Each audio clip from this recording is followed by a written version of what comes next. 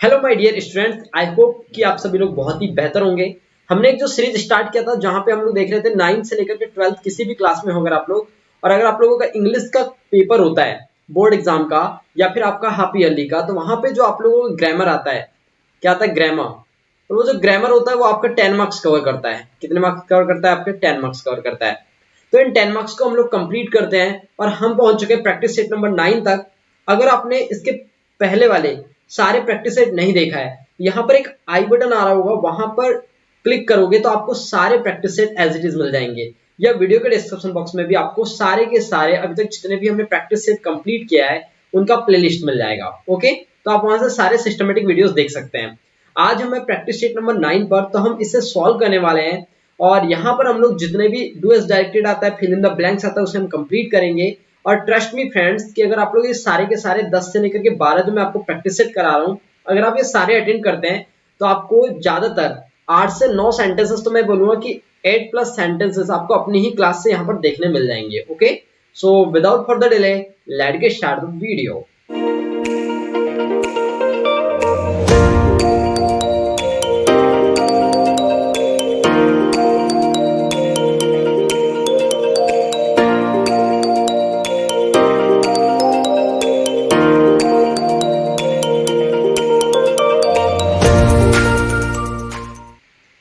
देखिए, हमारा question number 6 क्या कह रहा है कि भाई fill in the blanks any 5। हमारे को बोल रहा है कि fill in the blanks any 5। Okay, हमको कोई भी 5 fill in the blanks complete करने हैं। Got it? इतनी बात समझ में आ गई आप लोगों को? अब देखो, रीड करते हैं इसको। फिल इन द ब्लैंक्स में क्या करना होता है? ग्रामर फिल करना होता है। मैं आपको एक बात बता दूं कि जो आपका फिल इन द ब्लैंक्स आता है, क्या फिल इन द ब्लैंक्स, ये कैसे बनता है? इसमें आप लोगों को या तो पूछा जाएगा, भाई पहली चीज पूछा जा सकता है ग्रामर में प्रीपोजिशंस हो गया, प्रीपोजिशंस पूछ सकता है। दूसरा हो गया आप लोगों को वर्ब पूछी जा सकती है। तीसरा हो गया आप लोगों का मॉडल पूछा जा सकता है। और फोर्थ नंबर पे आपको पूछा जा सकता है डिटर्मिनर्स। डिटर्मिनर्स पूछा जा सकता है। तो ये बेसिक बेसिक चीज जो है आपके पास में, या फिर आप लोगों को आर्टिकल पूछ सकता है। ठीक है ना? तो ये आपको पूछा जा सकता है और यही आपको यहाँ पर फील करना होता है। तो देखिए, पहला सेंटेंस रीड करते हैं। Work hard लेस्ट you should help. तो मैं आपको एक बात बता दूं, ये बड़ी प्यारी सी, कि भैया ये जो लेस्ट आ रहा है ना, ओके, इसके साथ हमेशा शुड चलता है। ओके, लेट शुड चलता है। ठीक है, क्या होता है यहाँ पे? सही आंसर हो जाएगा आपके पास में शुड। क्या हो जाएगा? करेक्ट आंसर शुड हो जाएगा। ठीक है, चलिए इसके बाद देखो, यहाँ पर करेक्ट आंसर आपका क्या हो गया? शुड हो गया। करेक्ट आंसर आपका शुड। नेक्स्ट वाला रीड करो। This table is mad blank would. देखो, विथ इसलिए नहीं आ सकता, विथ का मतलब होता है के साथ, यानी कि किसी वस्तु के द्वारा अगर कोई काम किया जाता है तो वहां पर लगाते हैं हम लोग विथ प्रीपोजिशन, तो ये आ नहीं सकता है। फ्रॉम की बात करूं तो एक प्लेस से जब दूसरे प्लेस की बात करते हैं तब के केस में हमारा क्या आता है? फ्रॉम आता है। Got it? इतनी बात समझ में आई होगी कि फ्रॉम तो यहाँ पर नहीं आ सकता है। तो फिर भैया करेक्ट आंसर क्या हो जाएगा? ऑफ हो जाएगा। करेक्ट आंसर क्या हो जाएगा आप लोगों का? ऑफ हो जाएगा। तो क्या बना answer? This table is made of would. किससे बनी हुई है ये टेबल? आपकी वुड से बनी हुई है। करेक्ट आंसर हो गया आप लोगों का वुड। नेक्स्ट देखो आप लोग, would you like to have blank coffee. देखो, यहां पर सम और एनी की बात करता हूं, मैनी तो आएगा ही नहीं, दोनों में से देखते हैं। तो देखो, एनी का यूज हम वहां करते हैं जहां पे हमारा सेंटेंस या तो नेगेटिव होता है, या तो हमारा सेंटेंस क्या होता है? इंटरगेटिव होता है। ठीक है ना, कि क्वेश्चन होता है, ये बोल दो आप लोग। ठीक है ना? अब लेकिन देखो, सम का यूज हम लोग कहाँ करते हैं? हम लोग सम का यूज करते हैं अफर्मेटिव में। कहां पर करते हैं? अफर्मेटिव में। लेकिन आप अब मेरे से ये पूछोगे कि भाई यहाँ पे क्यों अफर्मेटिव यूज नहीं कर रहे हैं हम लोग? यहाँ पे सम आना चाहिए, आपके एनी आना चाहिए आपके अकॉर्डिंग, क्योंकि देखो क्वेश्चन मार्क लगा यानी कि क्वेश्चन सेंटेंस है। लेकिन मैं आपको बोलूंगा कि यहाँ पर आएगा करेक्ट आंसर सम, एनी नहीं आएगा। क्यों नहीं आएगा? क्योंकि जब हम क्या करते हैं, किसी चीज को ऑफर करते हैं किसी को, ठीक है ना, जैसे हमने कहा would you like to have coffee, क्या आप कॉफी लेना चाहेंगे, तो हम क्या कर रहे हैं? उनको एक सजेशन दे रहे हैं। ठीक है ना, यानी कि उनको एक ऑफर कर रहे हैं कि भाई आप कॉफी लेना चाहेंगे। तो ऐसे केसेस में हम लोग इंटरगेटिव सेंटेंस भी आएगा, तब भी हम लोग सम का केस यूज करते हैं। ठीक है, तो यहाँ पर करेक्ट आंसर आपका क्या हो जाएगा? सम हो जाएगा। ओके, नेक्स्ट देखिए, anything since morning, haven't eaten, didn't eat, don't eat. यहाँ पे आपको तीनों में से कोई वर्ब फील करनी है। तो आपको क्या पता चल रहा है भाई? देखो, यहाँ पे आ रहा है सिंस ऑब्लिक फोर, उसके बाद में मॉर्निंग आ गया। तो देखो, आपको ये दिमाग में आना चाहिए कि सिंस ऑब्लिक फोर कहाँ आता है? दो ही, देखो सिंस या तो फिर फोर की बात करूं, ये किन टेंसेस में आता है? प्रेजेंट परफेक्ट कॉन्टिन्यूअस टेंस, या तो आता है पास्ट परफेक्ट कॉन्टिन्यूअस टेंस में, या तो आता है फ्यूचर परफेक्ट कॉन्टिन्यूअस टेंस में।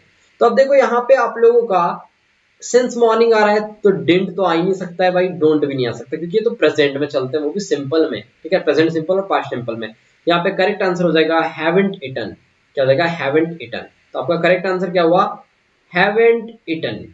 नेक्स्ट देखो आप लोग, नेक्स्ट आपके पास में where is blank book that I gave you yesterday. यहाँ पे आपको आर्टिकल फिल करना है। मैं आपको आर्टिकल बता दूं कि आर्टिकल कैसे बनता है। तो देखो 3 आर्टिकल होते हैं, ए, एन और आपका द। ए आर्टिकल वहां लगाते हैं जहां पर वर्ड्स की स्टार्टिंग, ओके, वर्ड्स की स्टार्टिंग जो होती है किससे होती है? हिंदी के व्यंजन से होती है, हिंदी वर्णमाला के व्यंजन से होती है। बस ये बात याद रख लो आप लोग, फिर तो अलग अलग रूल होते हैं, फिर मैंने आपको पढ़ाया अलग से। और एन आर्टिकल वहां लगाते हैं जहां पर वर्ड्स की स्टार्टिंग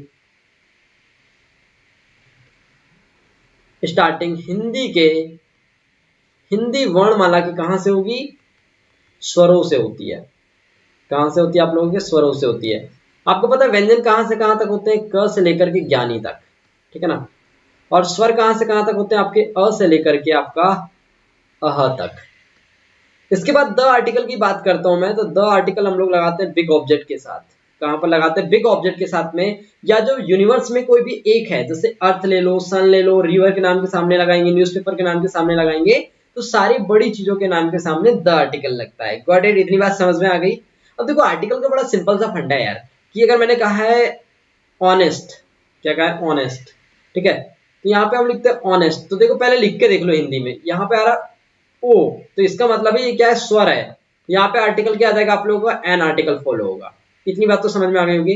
यहाँ पर देखो बुक, आपको कोई वर्ड ही ध्यान नहीं रखना है। बुक, बुक को पहले लिख के देखता हूं मैं। तो यहाँ पे आ रहा है ब, यानी कि आप लोगों को क्या आ रहा है भाई? यहाँ पे व्यंजन आ रहा है। क्या आ रहा है? ये व्यंजन है एक प्रकार से, ठीक है। तो व्यंजन है, तो व्यंजन के नाम के सामने क्या लगता है आप लोगों का? ए आर्टिकल लगता है। क्या हो जाएगा हमारे पास में? ए आर्टिकल आ जाएगा, ठीक है ना। लेकिन अब आपके अकॉर्डिंग तो भाई यहाँ पर ए आर्टिकल आ गया, लेकिन मैं बोलूंगा ए आर्टिकल करेक्ट आंसर नहीं है। क्यों नहीं है भाई? क्योंकि ए भी नहीं होगा, क्योंकि बुक की बात कर रहे हैं, और बुक जो होता है इसके सामने, जैसे बुक होता है ना, जो भी पढ़ने वाली चीजें होती है, तो ये बुक एक यूनिवर्स चीज है, तो इसी के लिए हम लोग क्या लगाते हैं? यहाँ पर द आर्टिकल लगाते हैं, ठीक है ना। तो जो भी नॉन लिविंग ऑब्जेक्ट होता है उनके साथ में ज्यादातर क्या लगता है आप लोगों का? द आर्टिकल लगता है इस चीजों के साथ में, ठीक है। तो आपका करेक्ट आंसर क्या हो जाएगा? यहाँ पर द आर्टिकल हो जाएगा। तो where is the book that I give you yesterday? Next read करो। Walk carefully, you will fall down, you will fall down.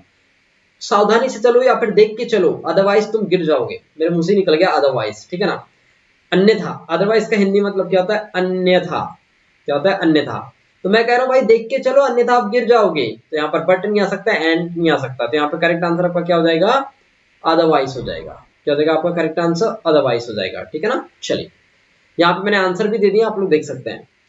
अब नेक्स्ट क्वेश्चन आता है आपके पास में डू एस डायरेक्टेड। क्या आता है? Do S directed. कोई भी 5 करने हैं, लेकिन मैं आपको बता दूं कि यहाँ पर हमारे पास में 6 दिया होगा, तो हम 6 में से पूरे के पूरे 6 ही बनाएंगे, क्योंकि हम यहाँ पर भाई प्रैक्टिस सेट अटेंड कर रहे हैं, ठीक है ना। पहला सेंटेंस रीड करते हैं हम लोग। पहला सेंटेंस आपके सामने ये कह रहा है भाई कि he failed, he did not study well। यहाँ पे आपको बताना है combine the pair of sentences using so. So का यूज करते हुए आपको क्या बनाना है? सेंटेंस को रीराइट करना है। क्या करना है आपको? सेंटेंस को रीराइट करना है, ठीक है ना। चलिए, he failed, तो मैं बना लेता हूं उसका। तो देखो क्या आ जाएगा? सबसे पहले तो he failed जैसे का वैसे ही रहेगा। क्या रहेगा? he failed जैसे का वैसा रहेगा। इसके बाद में आप लोगों को क्या लगाना था? Did not study well. और यहाँ पर देखो क्या आ जाएगा फिर आप लोगों के पास में? कॉमा लगाइए, सो लगाइए। सो के पहले कॉमा लगता है। अब बन जाएगा आप लोगों का he did not study well, study well बना लिया। नेक्स्ट सेंटेंस रीड करो। Mumbai is larger than Bhopal. इसको बोल रहा है चेंज इनटू पॉजिटिव डिग्री। देखो इसका ना बहुत सारा बना सकते हो आप लोग। आप बना सकते हो पहला तो इसका Mumbai is larger and Bhopal is smaller. Bhopal is smaller। पहला ये बना लिया। या तो फिर आप लोग बना सकते हो Mumbai is so large than Bhopal. या आप लोग बना सकते हो Mumbai is so large than Bhopal. Mumbai कैसा है, भोपाल से बहुत बड़ा है। नेक्स्ट रीड करो sentence, as soon as the sun rises I wake up. देखो यहां पर आ रहा है राइजेस, जो आपको बताता है भाई टेंस कौन सा है आपके पास में। आपका जो टेंस है ये है प्रेजेंट सिंपल टेंस। कौन सा टेंस है, प्रेजेंट सिंपल टेंस है। क्यों मैंने ऐसा प्रेजेंट सिंपल बोला है, क्योंकि स्ट्रक्चर देखो, सब्जेक्ट वर्ब का फर्स्ट फॉर्म, साथ में आपका जाता है एस या ईएस, देन आपका ऑब्जेक्ट।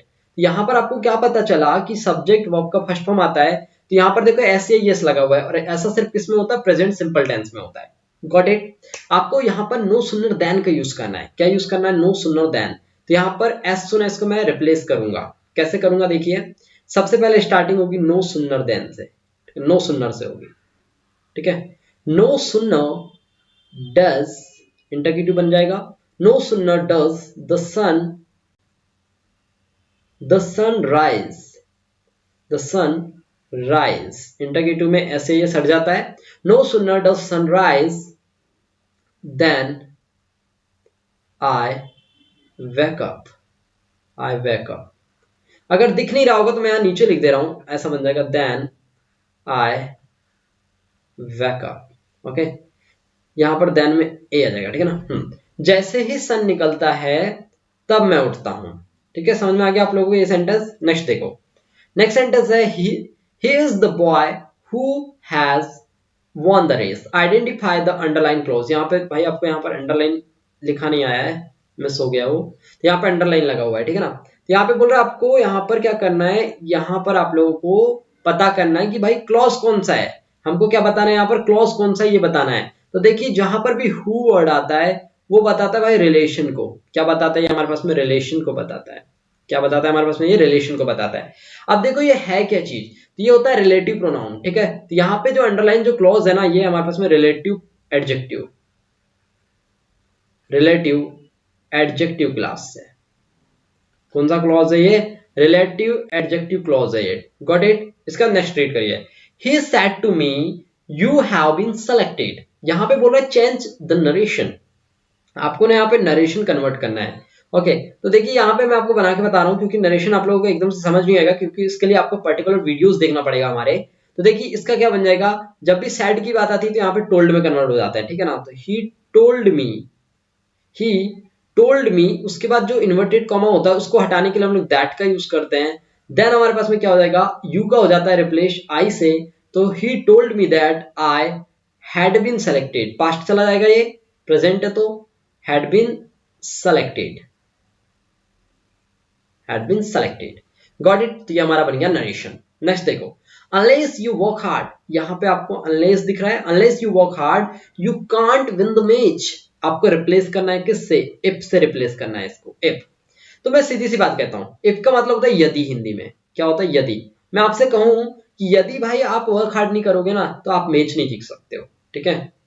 unless ऑलरेडी एक नेगेटिव है, अनलेस क्या है, ऑलरेडी एक नेगेटिव फॉर्म है, ठीक है। तो हमने कहा यदि आप मेहनत नहीं करोगे, वर्क हार्ड नहीं करोगे तो आप पास नहीं हो सकते हो।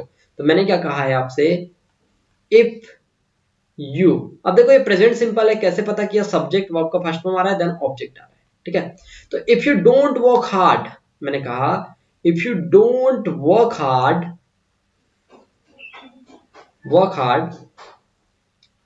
You can not, you can't win the match, win the match।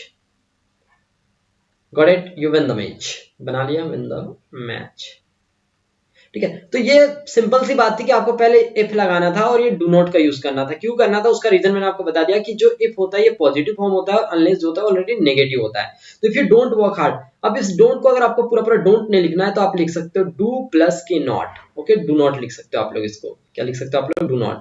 तो आपका सेंटेंस क्या बनेगा, if you do not work hard you can not win the match. यदि आप वर्क हार्ड नहीं करते हो तो आप मैच नहीं जीत सकते हो, ठीक है। ये सिंपल सी यहाँ पर बात थी। ओके, ये इसके आंसर्स हैं, आप लोग यहाँ से आंसर्स भी देख सकते हैं।